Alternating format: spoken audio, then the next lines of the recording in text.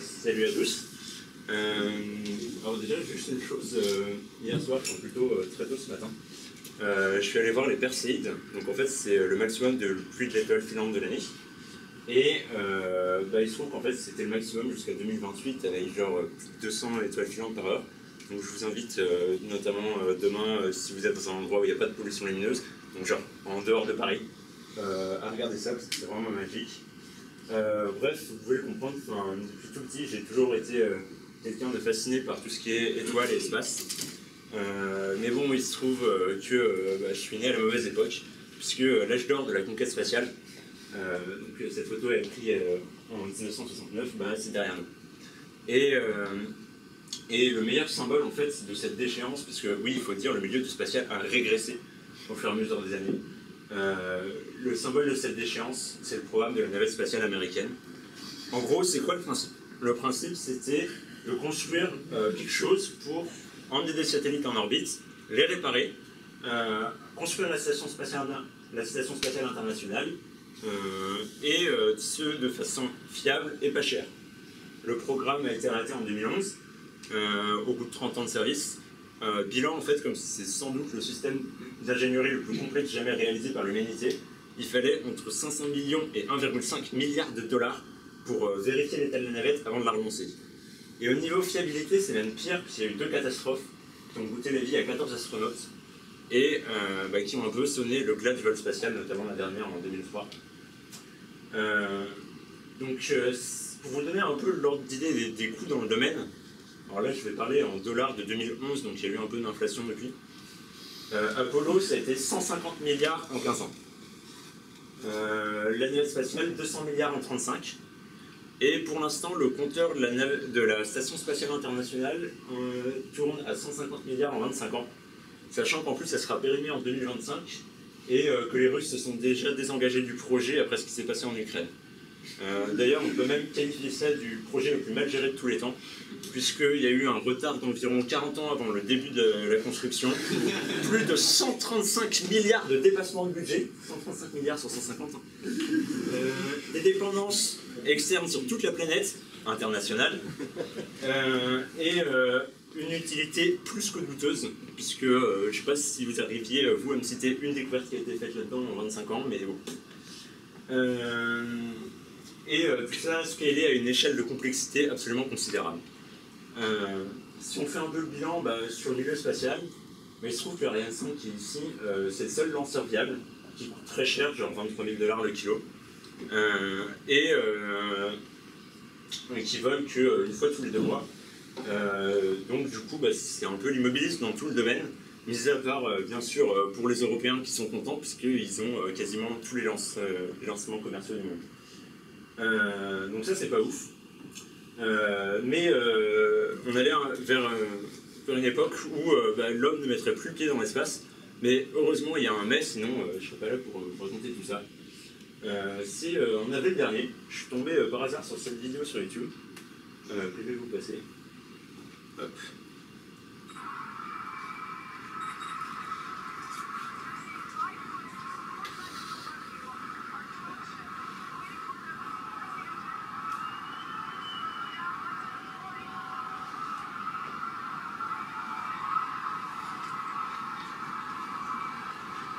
Alors oui, ce que vous voyez de voir, c'est un premier étage de fusée, donc, qui fait à peu près un immeuble de 20 étages de haut, qui vient de se poser sur une barge en plein océan Atlantique. Alors, je vais expliquer pourquoi c'est très important. Mais sachez que dans un premier temps, c'est un exploit technique considérable. Si je remets ça à l'échelle, c'est comme si je vous demandais de prendre un stylo bic, de le lancer de toutes vos forces par-dessus la tour Eiffel, et de le faire atterrir sur un iPhone de l'autre côté, et à le poser en douceur sans qu'il casse quelque chose. Donc c'est vraiment très très impressionnant. Mais pour vous expliquer pourquoi c'est important, il faut d'abord que je vous présente quelqu'un. Et ce quelqu'un, vous le connaissez sans doute, comme cofondateur de PayPal et Tesla Motors, c'est le serial entrepreneur Elon Musk. Bon, si vous ne le connaissez pas, je vous invite à lire sa biographie, ce mec qui est juste oufissime. C'est lui qui a le personnage d'Iron Man, et c'est lui qui l'a inspiré. En gros, son rêve tient dans cette phrase: I would like to die on Mars, just know the impact. Et en gros, vu tout ce qu'on a vu, il y a eu des échecs un peu dans la conquête spatiale jusqu'à présent. Mais sauf que Elon Musk, il est plus smart que la plupart des gens. Lui, il a vu un problème. Et qu'est-ce qu'on fait quand on a un problème? On réagit. Bref, on a un problème. C'est quoi? C'est que les coûts sont évidemment trop chers. L'impact, c'est que le marché est totalement gelé, il n'y a aucun entrepreneur qui a envie d'y aller. Croyez-moi, c'est pas du tout les idées qui manquent, mais quand vous payez entre 200 et 400 millions de dollars le vol, ça vous freine un peu. Le standard, qu'est-ce qu'il a pris comme standard? Il a regardé du côté de l'aviation, où un vol Paris-New York, c'est pas 20 000 dollars de kilo, mais 5 dollars du kilo. Et la cause qu'il a identifiée, c'est que les fusées ne sont pas réutilisables. Imaginez un monde où on jette chaque avion après sa première utilisation. Un Boeing 747 coûtant 250 millions de dollars, personne ne serait prêt à débourser un demi-milliard pour faire un aller-retour Paris-New York. Et les avions ne seraient utilisés qu'à des fins militaires ou scientifiques, ce qui est exactement le cas avec les fusées. Donc il s'est dit, en rendant les fusées réutilisables, on va réussir à débloquer le marché. Donc l'action, c'est de créer SpaceX en 2002 et relancer l'innovation. Et le résultat attendu, c'est que les coûts de lancement sont divisés par 100.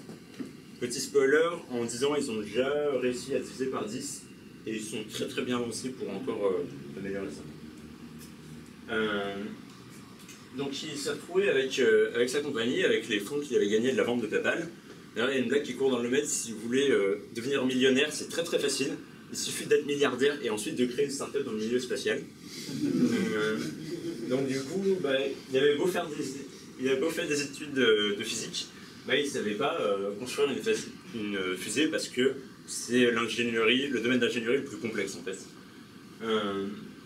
Donc si SpaceX a réussi, c'est entre autres à cause de plusieurs facteurs qu'on va voir tout de suite. Le premier d'entre eux, c'est qu'il a su très bien s'entourer avec un recrutement très très sélectif. Donc par exemple, sur les 500 stages qu'ils ont eu l'an dernier, il y a eu 40 000 CV qui ont été envoyés par toutes les grandes universités américaines. Il y a autre chose qu'ils ont fait, c'est qu'ils ont apporté un peu des méthodologies de la Silicon Valley. C'est qu'ils ont rapproché les équipes au maximum, quelque chose qu'on n'avait jamais vu dans le spatial avant. Vous avez toujours l'image des salles de contrôle, plus loin des usines et tout, machin, dans des états à 1000 km de distance. Et là, vous avez les équipes de simulation de vol, les équipes de design, tout le process de fabrication derrière, tout ça au même endroit. Et ça a été révolutionnaire. L'organisation aussi est assez flat, puisque toutes les équipes prennent des décisions de manière assez autonome. Ils ont même implémenté un rundown, c'est-à-dire que chaque employé peut, à T-0 avant chaque lancement, envoyer un mail à Elon Musk pour dire « on annule, il y a un problème ». Voilà, petite comparaison. Ensuite, qu'est-ce qu'ils ont fait? Un grand homme a dit la prod c'est la vie. Et donc on va mettre en prod très rapidement, d'autant plus que là les enjeux sont très très grands et les risques sont très très grands. Donc ils ont construit une fusée, la Falcon 1, pour apprendre à mettre en orbite, quand même s'ils ont eu trois petits échecs avant. Le quatrième a réussi, et in extremis ça a passé. Et du coup ils ont réussi à mettre en prod. En parallèle, qu'est-ce qu'ils ont fait pour diminuer les coûts? Ils ont simplifié la fabrication des fusées. En gros, ce qu'il faut savoir, c'est qu'une fusée, c'est des réacteurs plus un réservoir. Et ce qui coûte très très cher et ce qui est très complexe, c'est les réacteurs. Jusqu'à maintenant, les réacteurs étaient optimisés à balle pour vraiment tirer un maximum de performance. Là, ce qu'ils ont fait, c'est qu'ils ont sacrifié un peu de complexité pour diminuer grandement les coûts de construction et surtout augmenter la fiabilité qui est très importante. Une autre astuce qu'ils utilisent, c'est qu'au lieu d'utiliser un gros réacteur comme sur toutes les autres fusées, ils en utilisent 9 petits, ce qui fait que ça fait des économies d'échelle, et en plus, c'est plus fiable parce qu'il y a une redondance des équipements. Donc vraiment, ils ont coupé toute la complexité, et au bout de 4 ou 5 itérations, ils sont arrivés à ce réacteur qui coûte à peu près 1 million de pièces, et c'est considéré pas cher, et qui est sans doute le plus performant du monde actuellement. Et il est tellement performant qu'il est même approuvé par Iron Man. Alors, si vous n'avez pas vu le film, c'est un passage dans Iron Man 2. Voilà. Avec Elon Musk. Quelque chose d'autre que SpaceX fait très bien, c'est l'intégration verticale. Les bandes externes, tout ça. Mais en fait, ils fabriquent tout. Genre du toit du hangar jusqu'au réacteur de la fusée, en passant par les combinaisons spatiales ou le béton qui fait le pas de tir, ils font tout. Et ça leur donne une grande maîtrise sur tout ce qui est budget, temps de production et tout ça. En fait, la seule limite qu'ils ont actuellement, c'est que leurs clients ne livrent pas les satellites assez vite. Ce qui fait qu'ils sont en train de concevoir eux-mêmes leurs propres satellites pour ensuite vendre du IaaS, c'est-à-dire Internet as a Service. Donc ils vont fournir les fournisseurs d'accès à Internet. Bref, tout ça c'est bien beau, mais il fallait tester un peu la réutilisabilité. Donc foncer vers les problèmes pour éliminer tous les risques, la plupart des risques. Donc ils ont fait un proof of concept, ils ont pris un booster de fusée, ils ont attaché les pieds, puis ils l'ont fait sauter de 10 cm, 20 cm, 50 cm de façon incrémentale, 1 mètre, 10 mètres, 50 mètres, 100 mètres, 500 mètres, 1 km. Et aujourd'hui, maintenant, on arrive à faire atterrir des fusées sur des barges en plein océan Atlantique. Donc ils ont fait ça de manière incrémentale. Cette méthode incrémentale, ça se retrouve aussi dans la conception des fusées. Genre, comme des morceaux de code, ils vont réutiliser des morceaux et les scaler. Par exemple, là c'est la Falcon 1, donc leur première fusée. Là c'est la Falcon 9, leur seconde fusée, qui a donc 9 réacteurs qui sont exactement les mêmes que celui-là. Le réacteur du second étage qui est genre par là, c'est exactement le même que celui-là, c'est exactement le même que celui-là. La Falcon Heavy qui vont lancer en début d'année prochaine et qui sera la fusée la plus puissante du monde, c'est une Falcon 9, juste une Falcon 9 avec un étage, deux premiers étages de Falcon 9 ici. Mais ça, tout ça, c'est de la gnognotte comparé à ce que Elon Musk prévoit, c'est-à-dire une version scalée de la Falcon 9. Elle n'a pas encore de nom, mais les gens l'appellent déjà la BFR, alias la Big Fucking Rocket. Ne mâchons pas nos mots, ça sera une putain de fusée qui permettra de faire plein de choses. Du coup, il y a autre chose qui est très importante, c'est au niveau communication, ils sont vraiment bons. Notamment au niveau de la transparence, c'est que ce soit vis-à-vis du public ou de leurs clients, ils n'ont jamais caché leurs succès ou leurs échecs.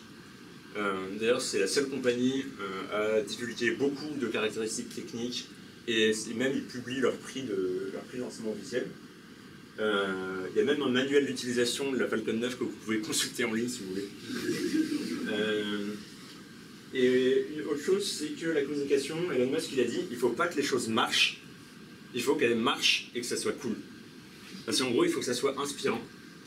Inspiration d'ailleurs qu'ils utilisent pour que les gens viennent à SpaceX spontanément. Et du coup, par exemple, ça passe par, il a recruté le designer des costumes Marvel pour faire les combinaisons spatiales. Ou encore, ça passe par des vidéos plutôt stylées comme celle-ci.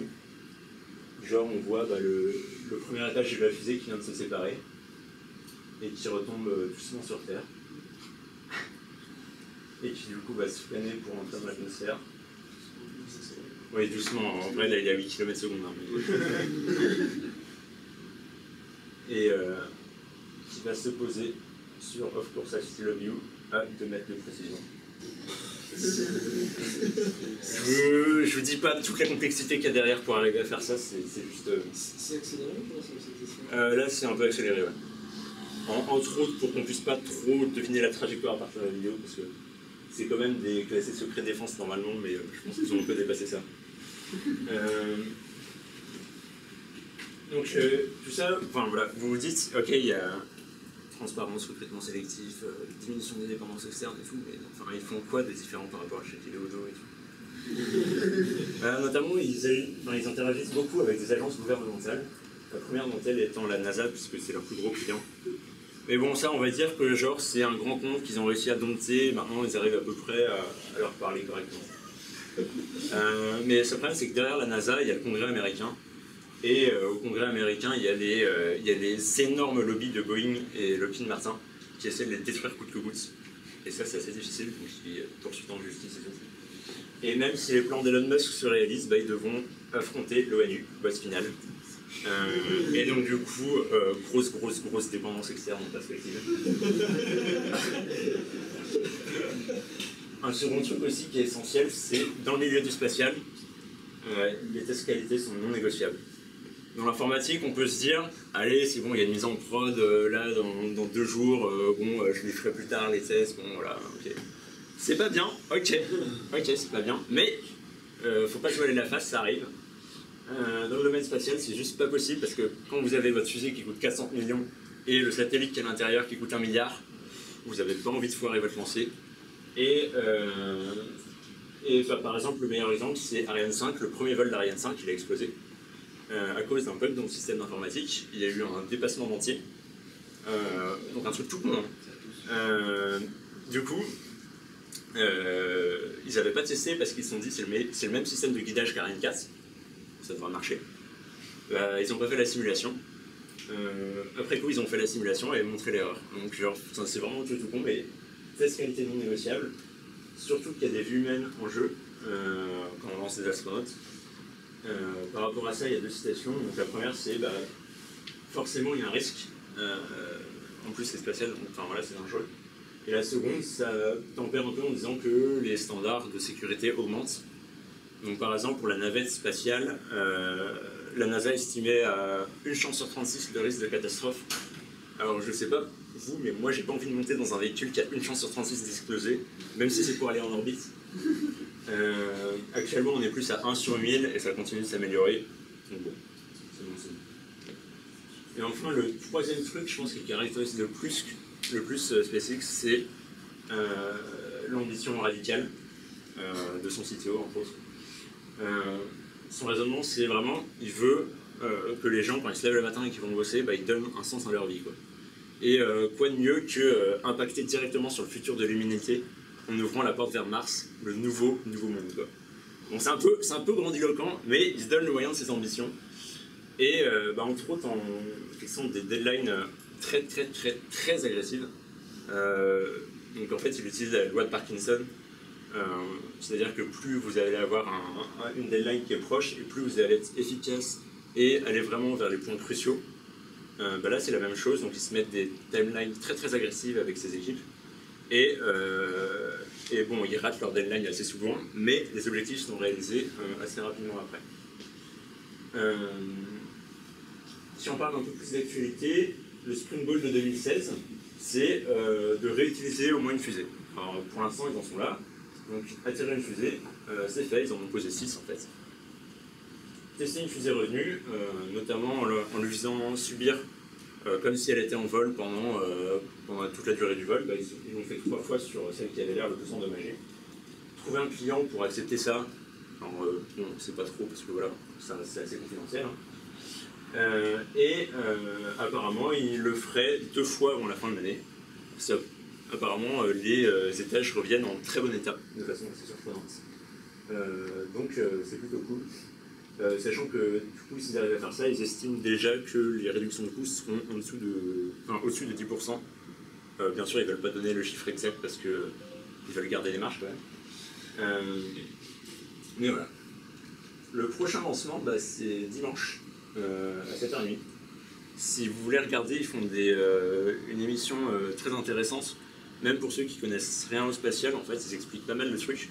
Et même pour les initiés, il y a pas mal de détails croustillants.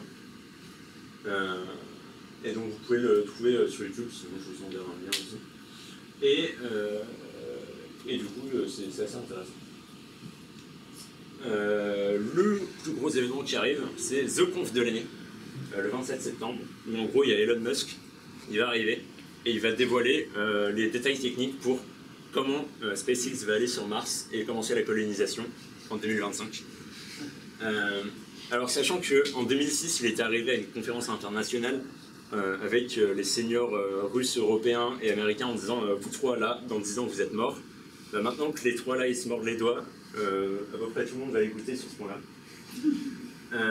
Alors pourquoi aller sur Mars, me direz-vous? Alors ça c'est une question qui mérite une présentation à elle toute seule, donc je ne vais pas épiloguer là-dessus, mais je vous enverrai un lien vers un article qui résume tout ça. Si vous êtes intéressé encore plus, il y a même un bouquin qui est vraiment génial là-dessus. Et en gros, une fois que vous le lisez, vous dites c'est même, mais pourquoi on n'y est pas déjà, quoi. Bref, ça c'est intéressant, mais ce qu'on a vu, c'est qu'avec toutes les méthodes qu'ils ont utilisées, ils sont arrivés dans le domaine du spatial et ils ont un peu tout disrupté. Et encore, c'est pas fini, ça vient tout juste de commencer, quoi. c'est une machine qui vient d'être lancée. Mais du coup, pourquoi pas l'appliquer, je sais pas, au domaine comme l'automobile ou l'énergie solaire. Mais bon, je crois qu'Elon Musk est déjà sur le créneau. Mais bon, ça c'est une autre histoire. Voilà. Merci.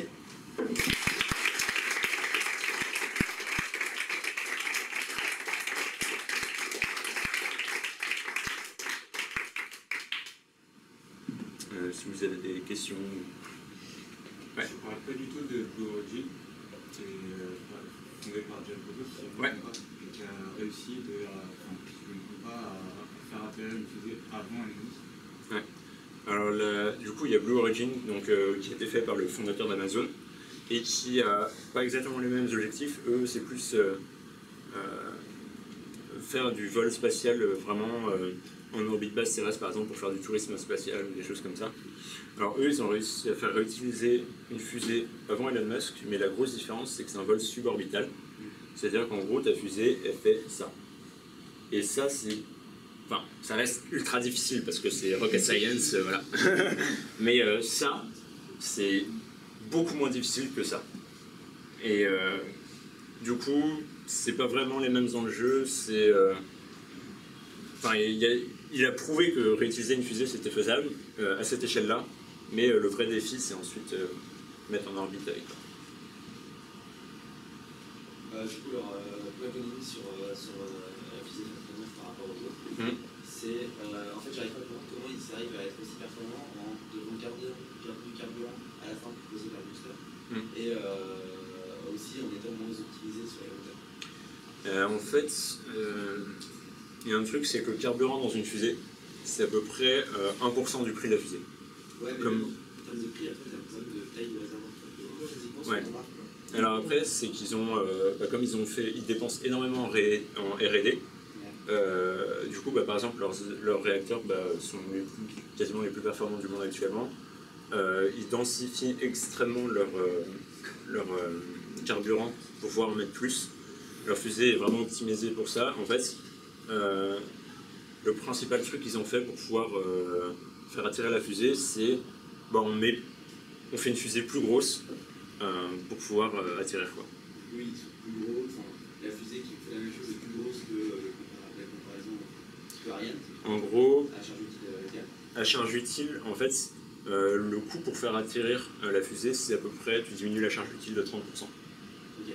Mais par rapport à ça, ils sont déjà compétitifs. Parce que j'ai plus les chiffres en tête, mais ils peuvent déjà envoyer 2 tiers de ce qu'envoie Ariane. Et avec la Falcon Heavy qui va arriver, ça enverra 2 fois plus que toutes les autres fusées, en fait. Et mais pour un prix défiant toute concurrence. En fait, en gros, ils peuvent battre la concurrence en étant juste plus gros parce que les trucs sont plus sur la table. Ouais. Et surtout qu'une fois que ça sera réutilisable, eux, ça leur coûtera quasiment rien pour relancer. Après, je parlais vraiment pas de l'aspect financier, c'est sûr que c'est pas cher. Ouais. Genre, le fait de réussir à faire un truc plus gros, c'est quand même. C'est l'URSS qui a atteint un palier de taille qu'ils n'arrivaient pas à dépasser.